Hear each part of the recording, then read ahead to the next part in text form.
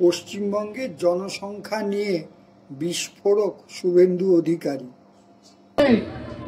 তার অর্ধেকের বেশি বাঙালি হিন্দু।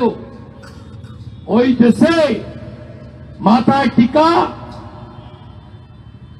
মাথায় শিখা, গলায় কণ্ঠি, মহিলাদের শাখা পলা সিঁদুর, মঙ্গলসূত্র রাখা যাবে না। আপনি ভাবছেন ওখানে হচ্ছে, এরা এখানে বলছে কেন? এখানে এই জন্য বলছি, 1971-এ বাংলাদেশ সৃষ্টির সময় হিন্দু জনসংখ্যা ছিল 22%, আজকে মাত্র 7.5%। বুঝতে পারছেন তো? পশ্চিমবঙ্গে 1951-তে প্রথম সেন্সাসে মুসলিমদের সংখ্যা ছিল মাত্র 14%। সবে তো সেন্সাস শুরু হয়েছে, রেজাল্ট এলে দেখবেন পশ্চিমবঙ্গে হয়ে গেছে 35%। যতক্ষণ 50-এর নিচে আছে ততক্ষণ সংবিধান, ততক্ষণ সেকুলারিজম।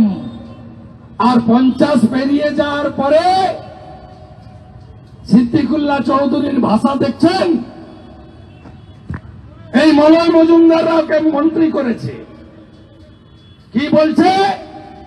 বিধানসভার ফ্লোরে দাঁড়িয়ে তোমাদের হাম দো হামারা দো, আর আমাদের হাম দো হামারা চার।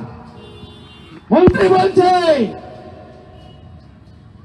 রাজ্যের মন্ত্রী বলছে, কোন মৌলবী বলছে না, কোন ধর্মীয় বক্তা বলছে না, হুজুর বলছে না, রাজ্যের মন্ত্রী বলছে এখনো সনাতনীদের একটা অংশ ভোট দিতে যান। আমাদের ভিডিও ভালো লাগলে লাইক ও শেয়ার করুন, কমেন্ট সেকশনে গিয়ে জানান আপনাদের মতামত। আরও ভিডিও পেতে আমাদের চ্যানেলকে সাবস্ক্রাইব করুন এবং প্রতি মুহূর্তে খবরের আপডেট পেতে প্রেস করুন বেল আইকন।